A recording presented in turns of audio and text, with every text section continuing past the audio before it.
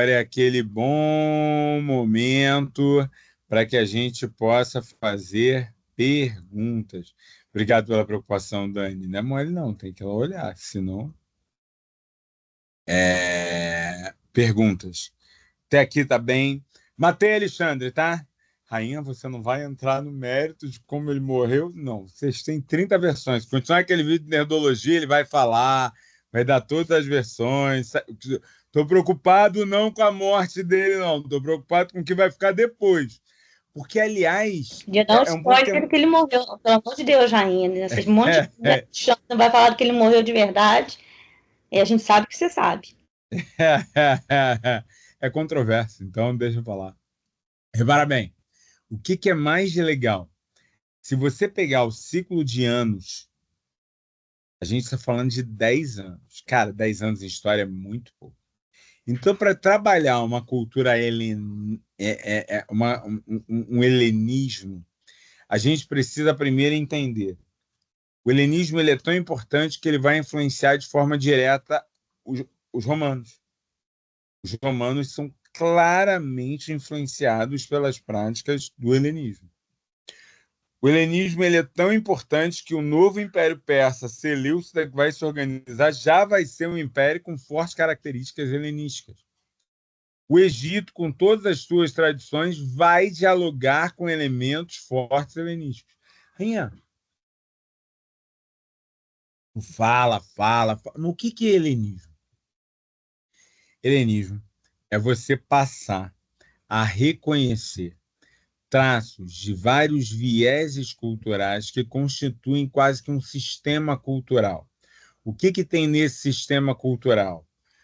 Forte a legitimidade da figura da liderança política. Forças diversas e grupos diversos legitimam e estruturam centralmente aquela figura que está dentro do centro do poder político.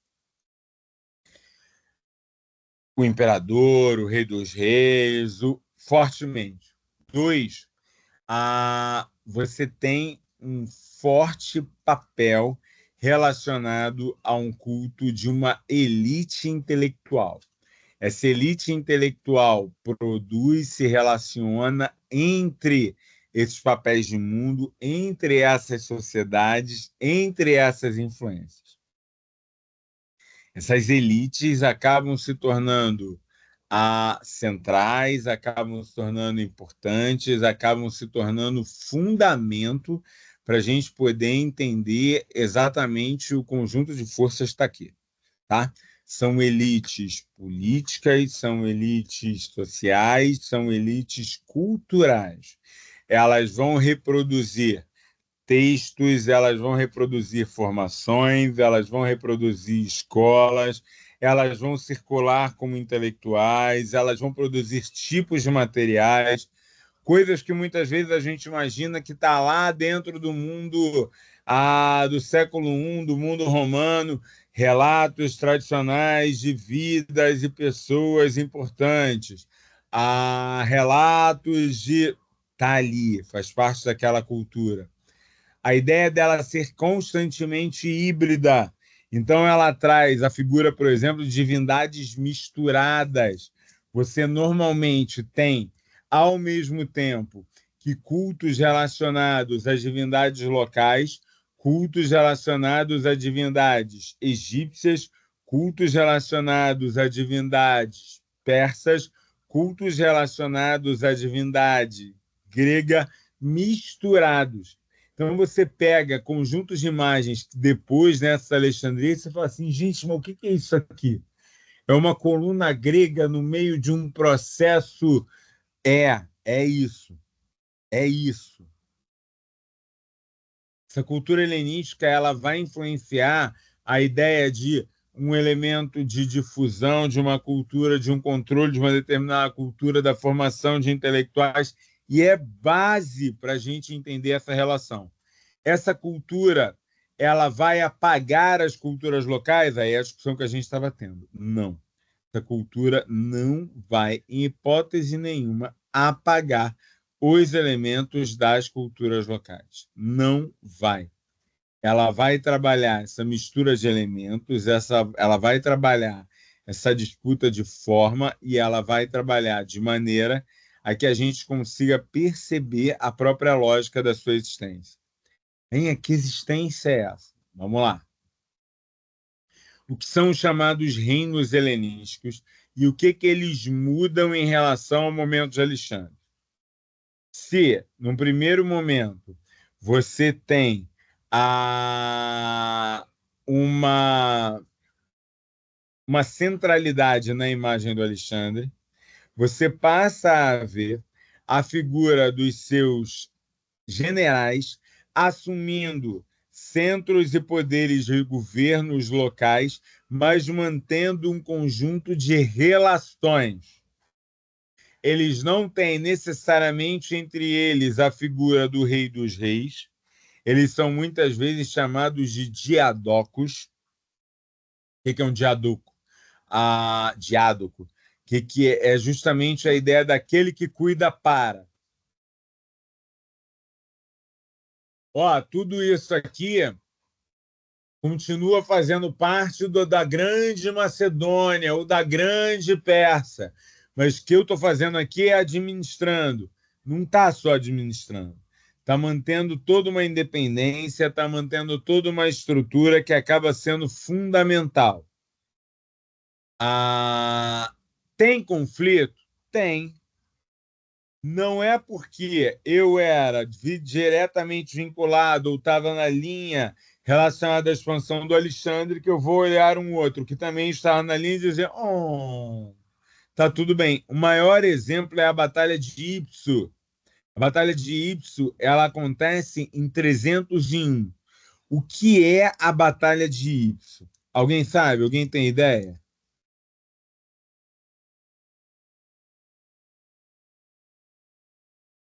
Nadinha?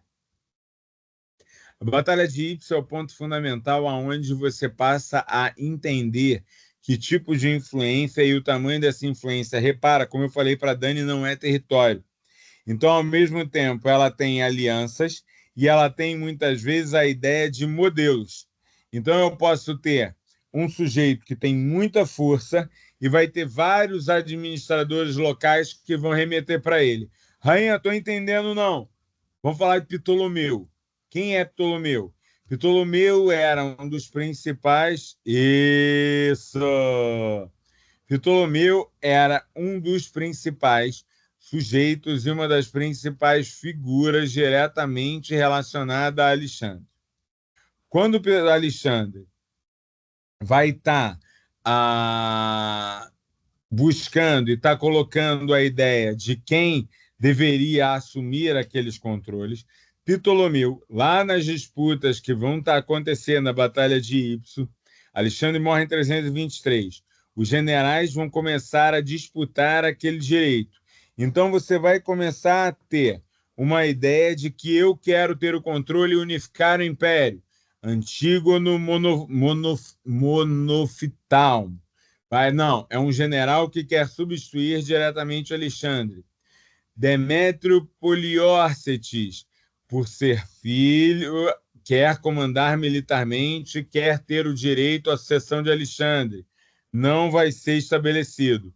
Então, você vai ter Seleuco, Nicator, Licímaco, Ptolomeu e Cassandro, dividindo entre eles, vitoriosos da batalha, sobre esses espaços. Então, você passa a ter a vitória desses comandantes de armas para o estabelecimento de um novo domínio. O que significa isso?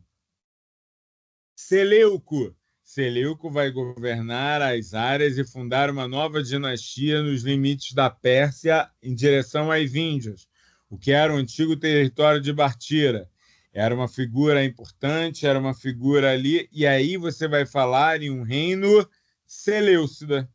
Quando você fala em um reino seleucida, você está refundando a própria Pérsia. Mas é a própria Pérsia refundada com características de o retorno do Rei dos Reis? Não, ela vai misturar os elementos persa com os elementos locais. Apesar de chamados de Seleucidos, de dinastia Seleucida, boa parte dos autores discutem que é uma cultura valorizada por essa dinastia, que vai acabar mostrando que não há uma vitória dos gregos dentro do campo cultural sobre eles. Ptolomeu fica com o comando da Palestina num primeiro momento e começa um processo fundamental de expansão em relação ao Egito. Quando Ptolomeu começa o processo de relação ao Egito, Ptolomeu vai estar estabelecendo uma série de práticas que vai chamar muita atenção. A primeira, o Renato já adiantou. Ptolomeu vai buscar e trabalhar a ideia de ser um governante legítimo. Então, ele vai pegar os princípios locais que estão estabelecidos e vai utilizar aqueles princípios para si. O caso mais famoso é o Egito. Quem comanda tradicionalmente o Egito? Ou comandava tradicionalmente o Egito? Faraó. Faraó. Se o faraó tradicionalmente comandava o Egito, nada mais justo que se eu agora sou o comandante do Egito, o que eu preciso?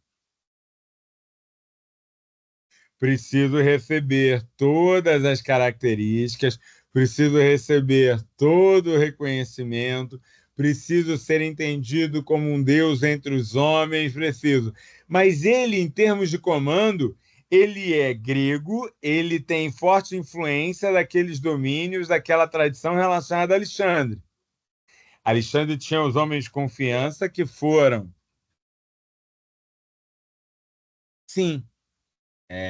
Caraca, vou puxar agora lá atrás. Mas sim, vou explicar ela já já.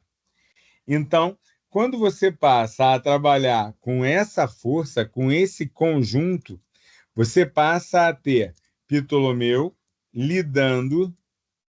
Só um segundo. Lidando com uma maneira de organizar, vincular aquele próprio governo. Antes de falar disso, vamos falar sobre a grande obra que ele deu para a humanidade. Não eles, já são os sucessores. Quem já ouviu falar em Pedra de Roseta ou Pedra Roseta? A Pedra Roseta nada mais é do que uma inscrição feita em 3 línguas, dizendo Ptolomeu, o grande faraó do Egito, e explicando como ele se tornou faraó. Esta pedra, várias delas foram escritas e espalhadas em estela, em pedaços de pedras visuais, em todo o mundo egípcio, em 3 línguas. O Demócrito, utilizado no Egito, o grego koiné e o hieroglifo. Durante séculos, exatamente, durante séculos, nós olhamos para os hieroglifos, é desenho, é código, o que é isso? Com essa medida de Ptolomeu, uma medida política altamente legitimadora. Nota, Damares, como é que é uma lógica de reconhecer? Repara, no limite, se ele era o comandante, realmente importava se ele era chamado de faraó ou meu rei? Mas ali importava, porque é o jogo da legitimidade que ele precisava poder funcionar. E aí, Dani, por isso que Jesus depois pôde aparecer antes do próprio Jesus, na verdade, o Espírito Santo, né, que vai colocar como visão. Não tem problema, porque está legitimado, estruturado dentro da construção desse passado. E aí vamos. Como é que a gente entende sobre isso? A gente vai falar sobre a Septuaginta. O que é a Septuaginta? Você passa a discutir como você vai organizar os textos, a forma, como você vai passar a discutir exatamente que tipos de materiais podem ser organizados, trabalhados e entendidos para construir legitimidade. Nesse princípio, você vai precisar o tempo todo organizar debates sobre isso fica ou isso sai. isso aqui é da religião mesmo, isso aqui é. Não, não, isso aqui não é da religião. Isso aqui não tem mais sentido, vai dar problema. A gente vai ter lá com os outros para poder colocar. Você pega essas várias figuras para construir um discurso coerente e, dentro desse discurso coerente, passar a defender e a difundir aquilo que ó, é aqui, ó, é esse caminho aqui. Então, não sei se eu entendi certo a tua provocação, Renan.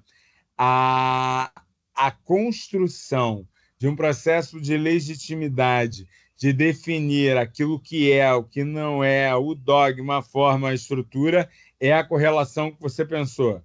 Era isso mesmo? Isso. A gente faz isso o tempo todo. Isso. Mas ali é uma bela sacada para a gente poder pensar. Vamos embora. Então eu tenho. Vamos relembrar. Alexandre morreu. Alexandre, teoricamente, teria morrido num conflito, numa batalha pequena. Muitos dizem que foi quase uma grande briga onde ele acaba morrendo. Outros dizem que há um processo de envenenamento sobre a... O Nerdologia faz uma discussão maneira. Aquele vídeo que eu tinha colocado, depois eu coloco lá junto para a gente poder colocar. Você vai ver que ele faz uma discussão maneira. Alexandre morreu. O principal general dele, o mais antigo, vai dizer: pela tradição macedônia, eu comando, bora unificar tudo. A gente perdeu uma série de forças durante a fase final da vida do Alexandre. O outro vai dizer: eu sou filho dele, logo eu tenho direito a continuar a nossa tradição. Os generais se unem, vão estar lutando contra as tropas desses, vão sair vitoriosos e vão ser fundados 3 grandes reinos com alta relação. O reino ptolomaico, que está baseado no Egito, vai até para a Palestina, que vai ter o centro de poder na Alexandria e tem como elemento mais fantástico misturar a religião. Isso não acontece da mesma forma em outros lugares. O que é misturar a religião, gente? Misturar a religião é ao mesmo tempo em que você consegue gerar explicações, debates, construir templos, seja para deuses tradicionais egípcios, seja na construção de igrejas aonde você está ganhando estrutura e força ali naquela... Na igreja não, desculpa. Nas tradições hebraicas, onde você está tendo os helenizados colocados e estão dentro daquele mundo, lembrando o eixo aonde você está. E você ainda tem uma série de elementos do zoroastrismo que estão ali presentes e que vão estar colocados. Aí você bota uma pitada de gregos dentro dessa conversa e seja bem-vindo.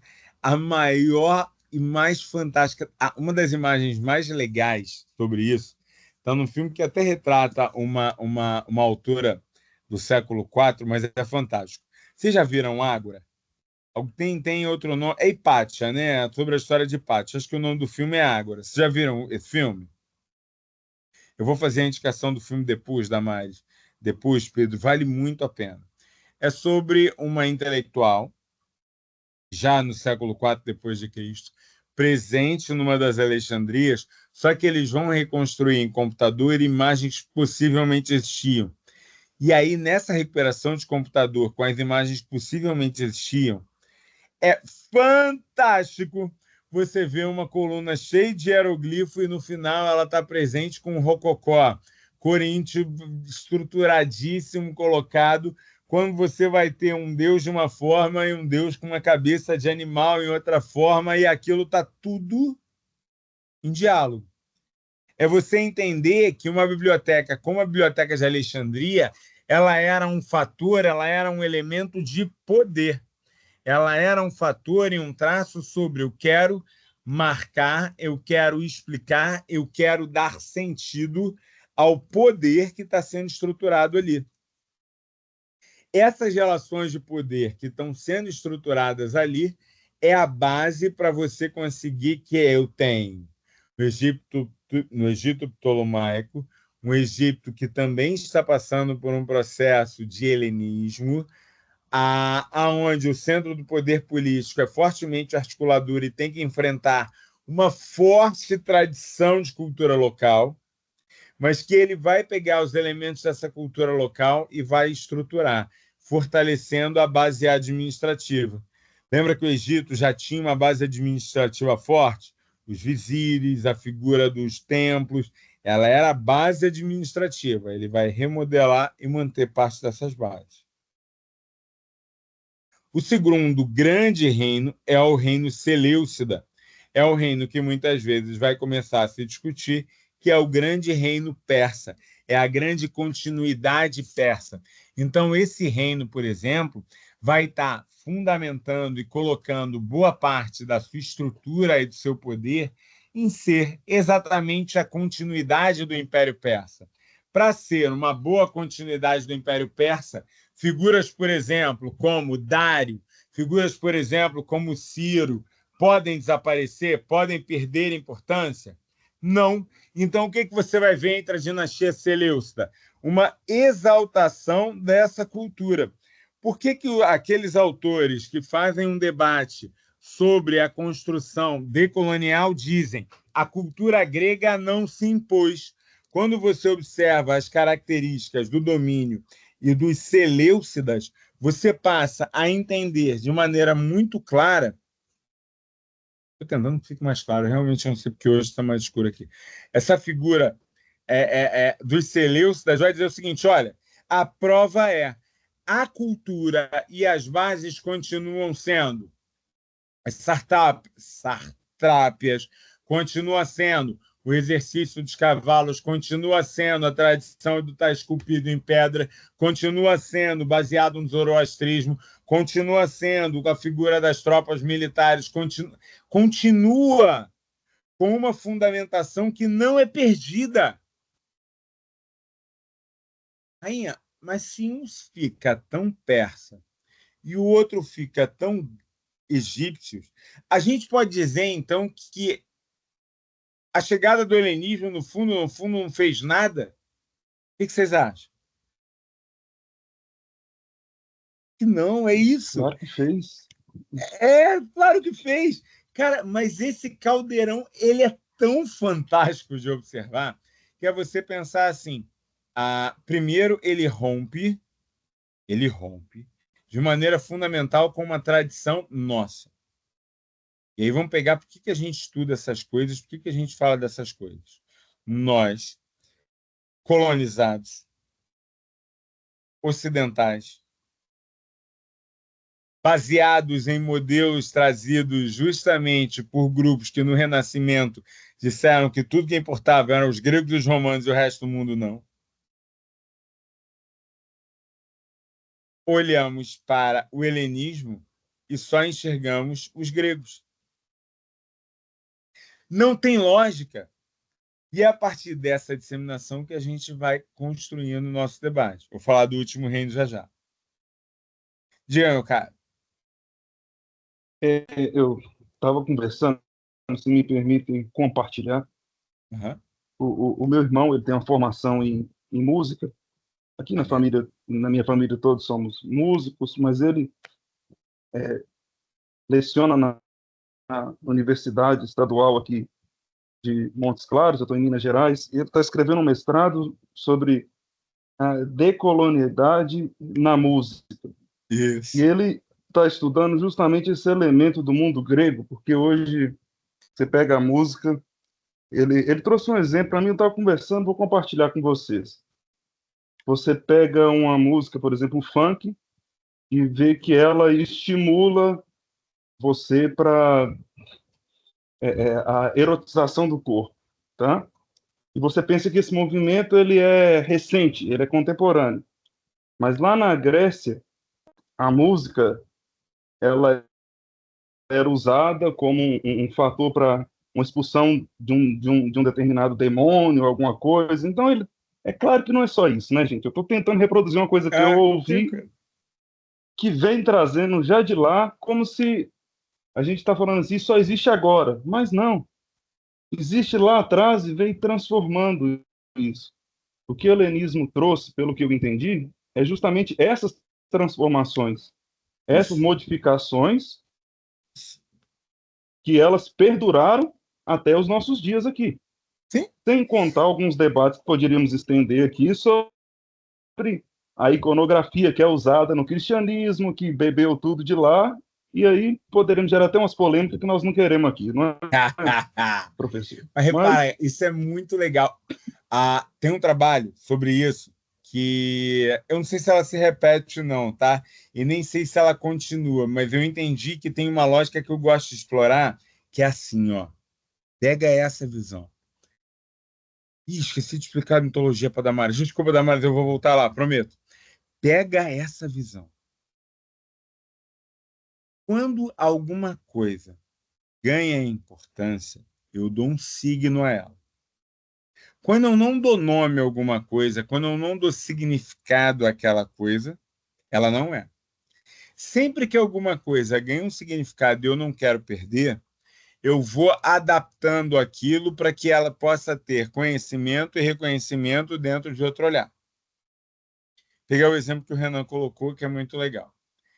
Erotização ou processos relacionados ao corpo, exposição do corpo, a troca, eles são ruins. Deixa eu contar um segredo para vocês. Como espécie humana, a gente procria. E entre os elementos de procriação, você precisa ter elementos em que um e outro consigam se relacionar e estarem interessados em se relacionar. Historicamente, a festa era o lugar para isso. Então, na festa, você dança. Vai variar a dinâmica da dança, vai variar a sociedade, e aí vai. Não é que eu trago de lá de maneira direta, mas enquanto eu fui dando significado, fui dando sentido, fui dando lógica, que eu preciso dessa lógica ao longo do tempo, aquilo existe. Tradição helenística. O helenismo na figura como ele é colocado. Ele é excelente para mim como historiador, ele é excelente para mim como professor, para chegar para meus alunos e falar para eles: culturas não param, culturas estão sempre em movimento. É excelente para eu discutir com os meus alunos sobre não tem religião pura. Toda religião está em movimento. É isso, é a provocação que o Renan levantou e é absolutamente verdadeira. Toda religião está em movimento. Toda religião está em movimento. Não, a gente mantém a mesma forma, não. Há um interesse em manter uma mesma forma e você pode fazer vários esforços para manter aquela forma e dentro desses vários esforços para manter aquela forma, aquilo sobrevive. Perdeu sentido, perdeu forma, não significa que desaparece. Muitas vezes vai ser ressignificado, reordenado, rediscutido, retrabalhado, reorientado, mas tem uma forma. E são dessas formas. Peraí, que minha tomada largou aqui de novo. E são dessas formas que você consegue entender o conjunto das relações políticas que a gente está observando aqui. Dessas formas de poder, você consegue observar por quê. Dessas formas de poder, você consegue observar por quê. Esqueci o outro carregador que eu mais uso, qualquer coisa no final eu apelo do celular. Você consegue entender por quê das dinâmicas, das variações, das influências, dos poderes, das lógicas. O fato de eu ter generais diversos liderando comandos diversos que, por um lado, mergulham na cultura local para poder garantir, para poder identificar, para poder se manter como parte da cultura local ao mesmo tempo. Ao mesmo tempo.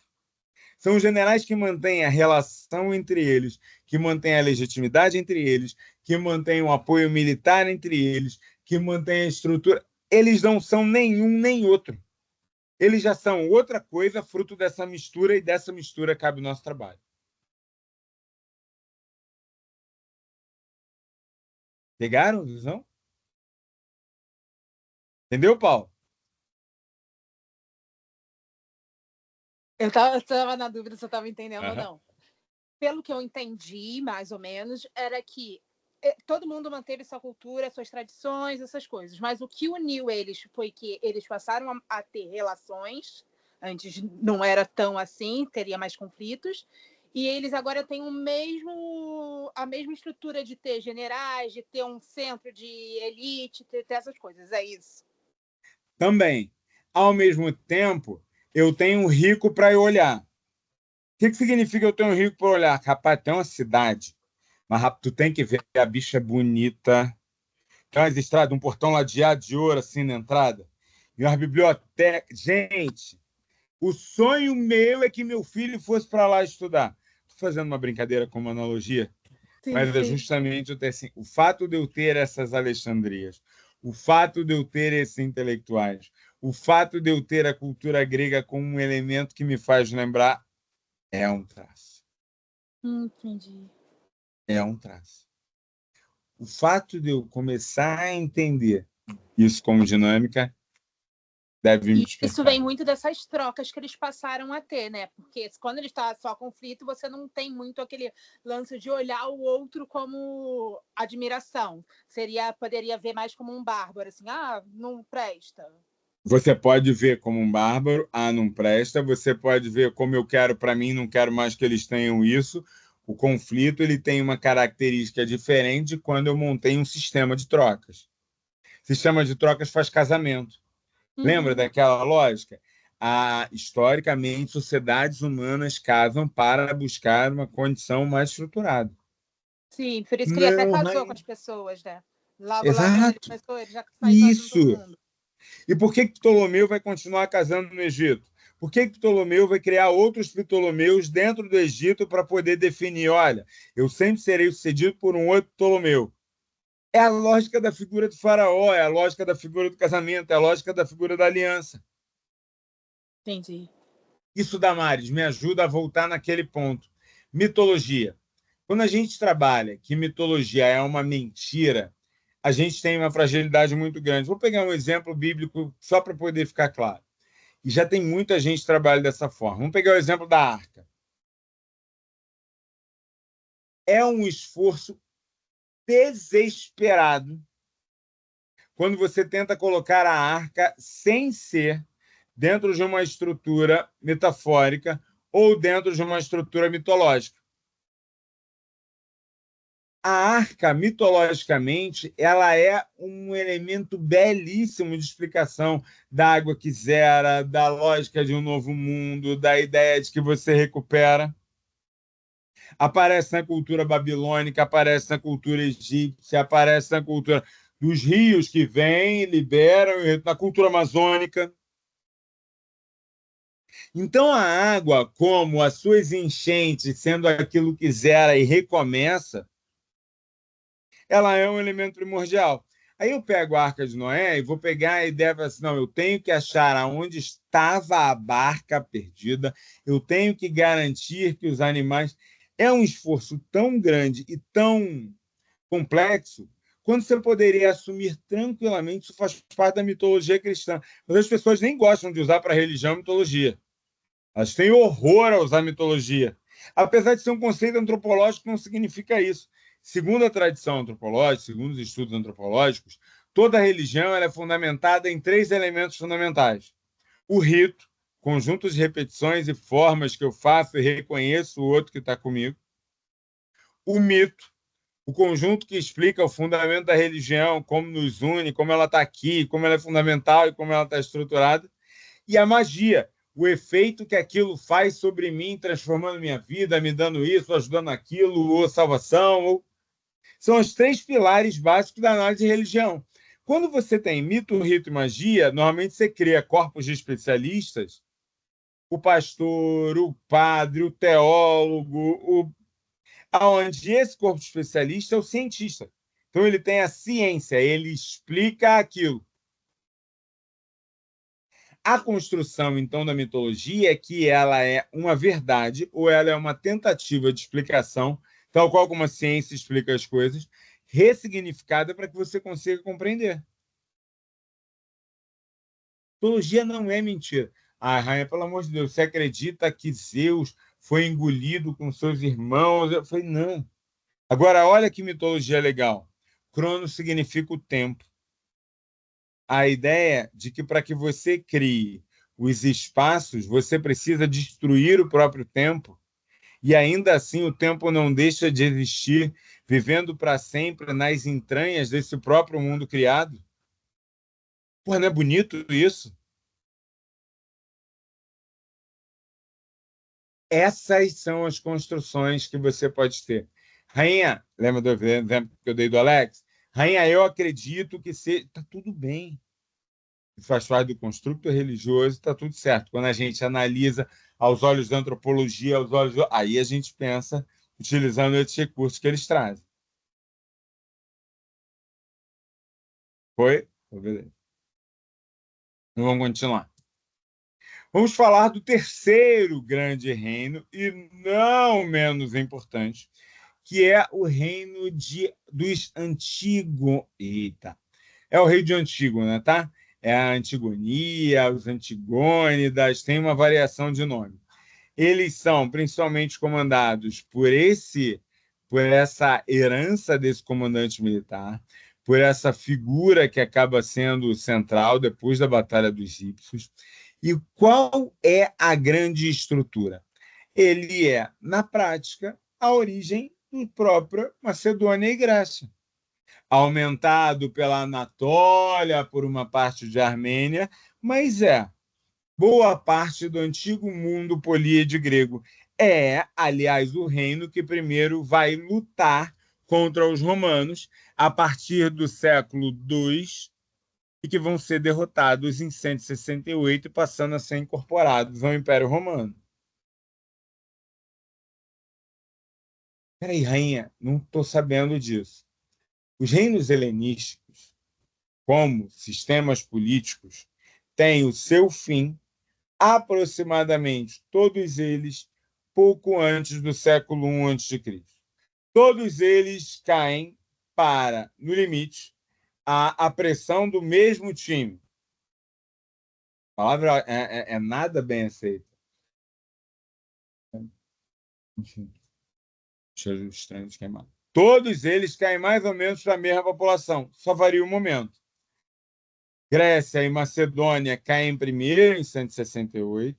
Depois você vai ver a expansão dos romanos em direção ao domínio seleucida. A dinastia seleucida vai cair em 63, mas não vai deixar de ter uma dinastia persa ali presente.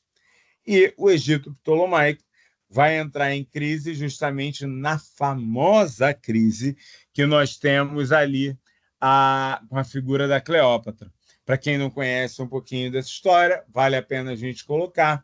A Cleópatra era entendida como parte dessa dinastia. Ela era, dentro desse Egito tardio, ela se entendia como parte desse domínio. Só que é dado o comando ao irmão dela. Ela não concorda com esse comando dado ao irmão dela, botam ela para se casar com o irmão, que não era típico no mundo egípcio.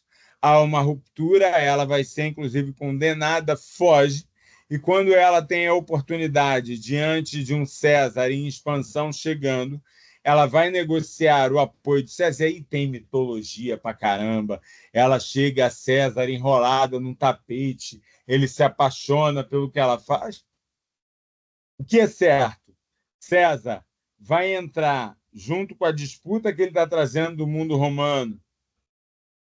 Ele está ali na própria crise do século I, e ele vai acabar meio aprisionado, meio negociando, vai ajudar a Cleópatra dentro dessa relação. Cleópatra depois vai buscar o apoio do sucessor do próprio César, depois que ele é assassinado, que é o Marco Antônio. E dentro dessa relação vai ter o levante das forças tradicionais do Egito, que não eram a tradição ptolomaica, vão assassinar Marco Antônio e Cleópatra, quer dizer, eles ali se matam antes para poderem não serem, e você passa a ter um novo momento, um retorno de uma tradição, mas já não tem mais faraós. O último faraó Renato, eu acho que a tradição da dança coloca sobre isso, até pela valorização. Eu não duvido, mas assim, é igualzinho aquele pessoal do Nerdologia falando. Tu pega umas fontes perdidas ao longo do tempo, aí tu junta uma informação do século I com a do século IV, com a do século III, completa aquilo que não tem informação e aquilo vira meio que uma verdade. Eu não gosto muito. Eu prefiro uns caminhos mais alternativos. Outros reinos menores existiram dentro de cultura helenística, como Bitínia, Ponto, Pérgamo, muitos deles em torno das Alexandrias. E essa questão das Alexandrias ela é fundamental. Quando você pensa o que fica... Então, olha só, a gente tem ali, entre o século III e o século I, uma forte presença dessas tradições, desses reinos. Esses reinos, por exemplo, vamos explicar por que os hebreus eram helenizados. Por que Flávio Josefo era um autor que está escrevendo no século I, é um autor que está observando toda aquela variação e ele vai fazer o quê? Aquilo que era esperado dentro da cultura helenística. Vai fazer uma história cronológica, investigada, trabalhada entre os principais nomes. Essa tradição helenística que você vai estar presente em Flávio Josefo vai permitir que Josefo seja um dos sujeitos mais fantásticos para a gente conhecer a história de Jesus.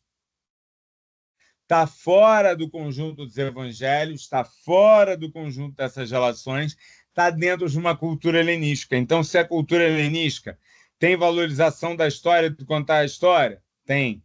Tem valorização da construção do registro, do guardar o registro? Tem.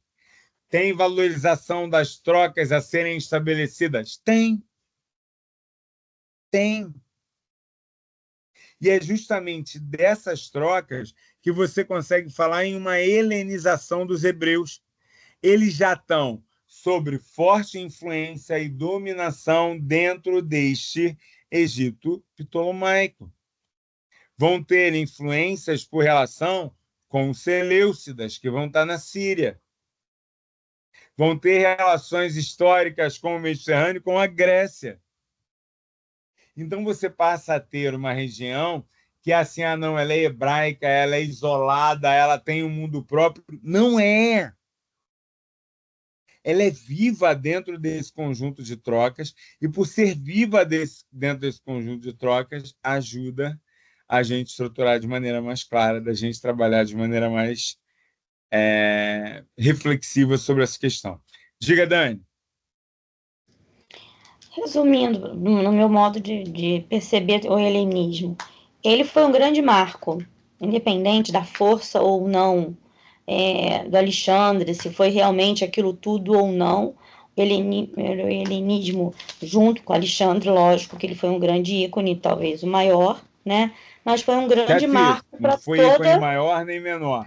Ele é alguém que teve muitas vezes a história contada, que foi importantíssimo dentro daquele momento, mas tira essa paixão relacionada que ela não é interessante. Tá, mas foi um grande marco diante de toda que veio por depois.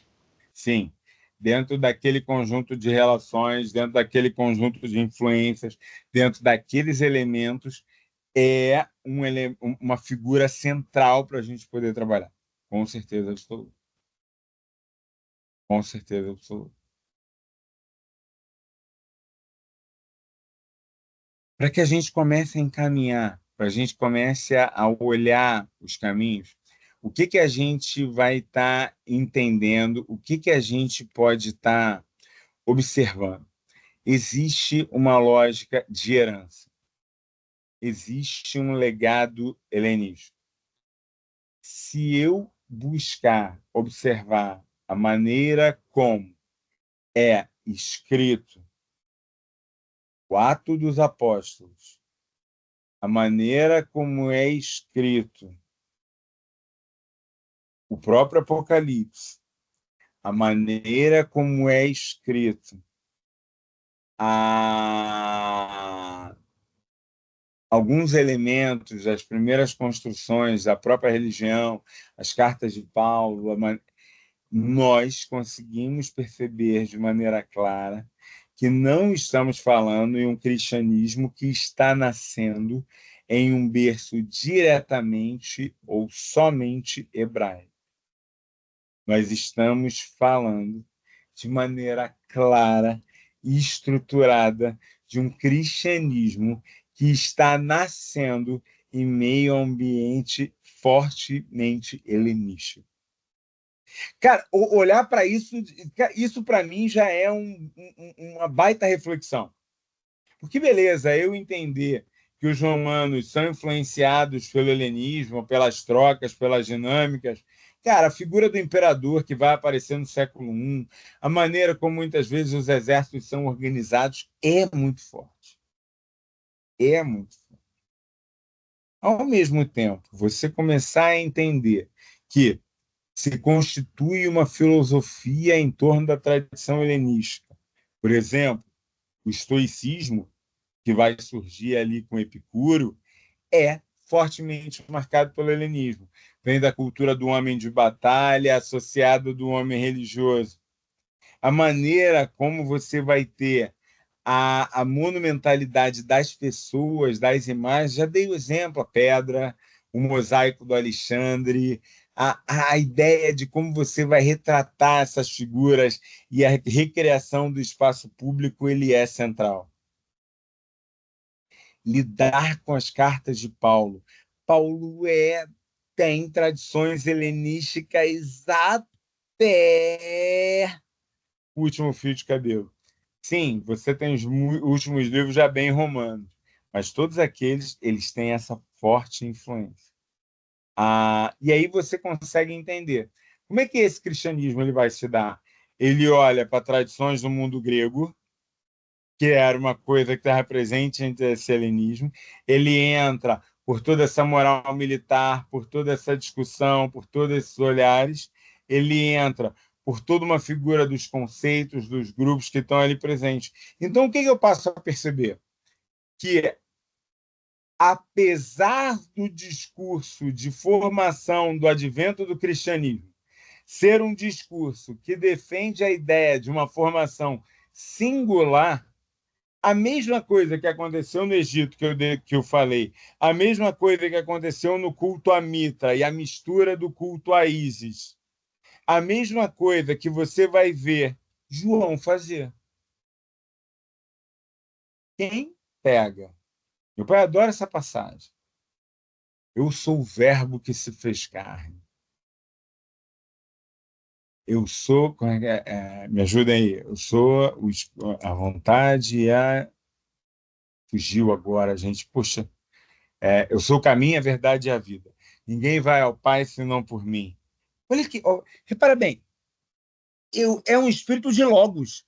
Logos dentro do sentido mais tradicional dessa mistura dos elementos gregos com um determinado fim, que é um elemento helenístico. É muito claro. Boa parte dos relatos do Joséfo, a maneira onde ele vai estar colocado, a figura do olhar para a seita de Yeshua, não estranhando aquela presença, porque é um olhar de alguém que está dentro do mundo helenístico, vendo mais uma manifestação que surge com fortes características helenísticas. Que isso, Raia, não provoca assim, não. Raia vai ficar. Não estou diminuindo valor religioso, eu não estou diminuindo nada, nada, nada, nada. Mas estou contextualizando o próprio mundo que isso surgiu. E essa é a grande questão. Estou contextualizando o mundo em que aquilo surgiu. Diga, Hernan. Eu acredito que você já adivinhou um pouco de coisa que eu ia perguntar aí, mas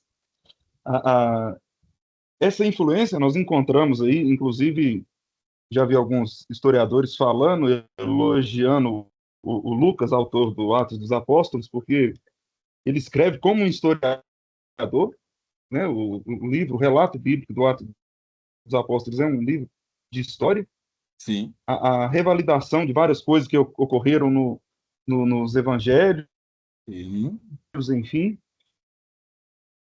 Mas eu não vejo como negativa de forma alguma essa influência, até porque quando você pega alguns discursos de Paulo no Areópago, ele está discursando para gregos, então, Sim. se você precisa Os evangelizar, você gentios precisa são de alguém, usar né? aquele elemento.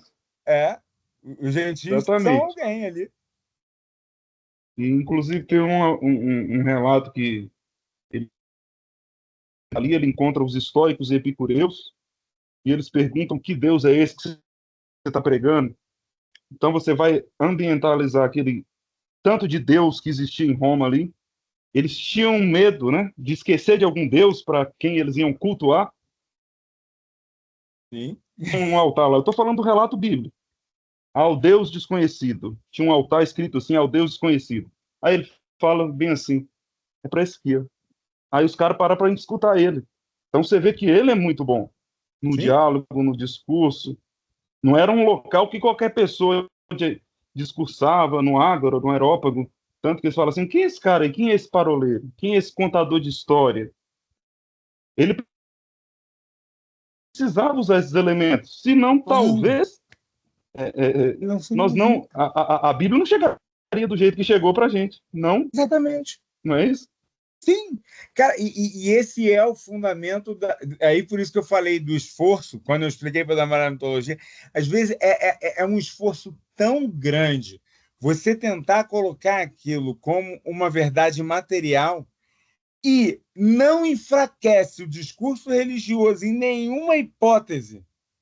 Não. Você lidar com aquilo como um elemento não exatamente material. E aí você começa, por exemplo, a olhar e você trabalhar as relações sobre como é que o Eusébio depois vai escrever, como é que a Hipátia vai ser condenada. Vejam um filme agora, depois eu vou botar lá a referência, é ótimo. Como é que a Hipátia vai ser condenada? Como é que o Cirilo da Alexandria está fazendo aquela discussão? Cara, estão dentro de um debate, de algo esperado, exatamente dessa mistura de elementos gregos, de elementos locais, são parte exatamente desse processo. E parte importante. O helenismo ele não representa, em nenhuma hipótese, uma ideia de imposição da cultura dos generais de Alexandre ou do mundo grego sobre não. Isso eu discordo. A analisar sobre esse conjunto de influências, sobre esse debate, como isso se ressignifica, é foco para a gente poder estar entendendo o que é helenismo, por que a gente discute helenismo e que força é essa que ele traz para a gente, para esses nossos debates.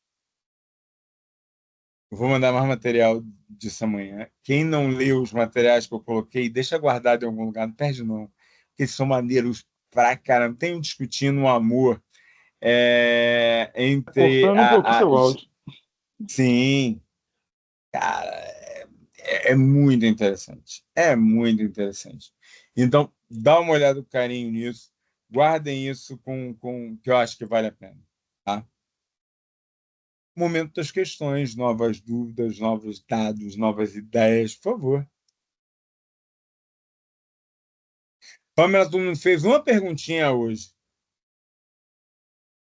Um pouquinho de gripe também. Aí tô mais ouvindo hoje. Tá bom, tá bom, tá tranquilo. Se alguém quiser jogar no fórum, eu respondo. Pedro quiser perguntar, Paula quiser colocar, vamos embora. Enquanto vocês pensam um pouquinho, para mim é muito importante a gente entender por que se estuda história. Eu acho que tem um argumento central, e até eu estava pensando sobre isso, colocar sobre isso, porque a Dani levantou uma coisa que é legal. Poxa, eu venho da pedagogia, será que ela está aqui pelo maior gosto e está curtindo, eu tenho certeza disso? Mas tem um traço, Dani, que para mim é o sentido do discurso de história. As pessoas que acharam que estudar história é trabalhar o passado, isso é de um equívoco tão fragilizador. A história, ela está aqui porque ela é um discurso de nós, que estamos no presente. Então, se a história é um discurso do presente, todos os meus debates, todas as minhas estruturas, todas as minhas relações, tudo que eu estudar no tempo me ajuda a iluminar, refletir e discutir a minha própria sociedade. Como o bom Mark Bloch diria, além disso, é fantástico ficar investigando o tempo. Ver o que tem, aonde está, por que está, como cruza. É divertidíssimo. Por isso eu faço. É uma diversão que eu gosto de ter. Então, ao mesmo tempo, eu me divirto e tenho plena consciência de que eu estou nesse mundo, participo desse mundo, e todo e qualquer desses debates dão sentido a esse que a gente quer trabalhar aqui, a esse momento que a gente está estruturado aqui. Alguma pergunta mais para mim?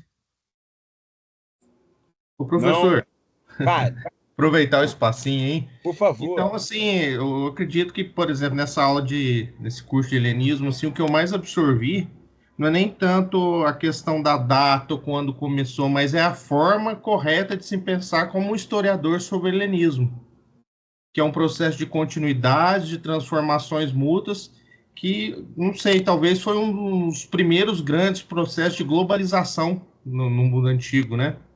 Então, Podemos questionar sobre isso, mas sim, muita gente discute isso. Eu porque concordo? Não, acho forçado, mas adoro que se discuta. Porque às vezes a gente fica muito preso a essa questão de. Eu já até comentei na aula anterior de data, quando começou, quando finalizou, mas eu acho que o mais importante é pensar da forma correta, né? Pensar, ter uma linha de pensamento. Não sei se foi isso que o senhor quis passar, se eu absorvi da forma certa. Absorveu e pegou um ponto, Pedro, que é muito legal. Quando você aprende a fazer isso, os dias, as datas, as horas, os locais, os elementos, você consegue investigar todos eles. Fazer a reflexão necessária para aquilo dar sentido, isso é outra coisa. E se você está maduro para fazer os questionamentos certos, para fazer esses olhares, cara, aí você tem um ponto vivo. Você tem um ponto estruturado para poder sacar e poder entender. Pegou? Jogos Olímpicos estão aí, verdade. Diga, Damais. Som. Desculpe. Nada. Aproveitando o espaço também, esses 4 cursos que a gente fez abriu realmente os horizontes para mim, né? Eu consegui ver a história de uma outra forma. Para mim, que estou encaminhando para essa área, né? Então, foi fantástico os debates, ouvir os colegas, ter esse contato com vocês que são de outros estados, ver cada um de vocês, contar experiências, e do professor, não tenho o que falar, não tem palavras, maravilhoso. Então, infelizmente, eu não tenho condições de fazer o último curso, porque eu estou no finalzinho do semestre, inclusive estou esperando a nota do PCC, professor. A minha nota. Rapaz, eu recebo umas 200 mil mensagens por dia. Não, e o pior, assim, metade diz que não funciona, e metade diz, já entreguei, estou esperando a nota. Eu falei, vocês têm que decidir. Ou não funciona, ou... No último período, eu usei a mesma técnica que você, tá? Eu estava fazendo História da Educação, falei, pelo amor de Deus, me salva no PCC. Fiz a mesma coisa, tá? Mas eu já entreguei o meu, né? Só estou esperando a nota, mas estou nas provas finais agora.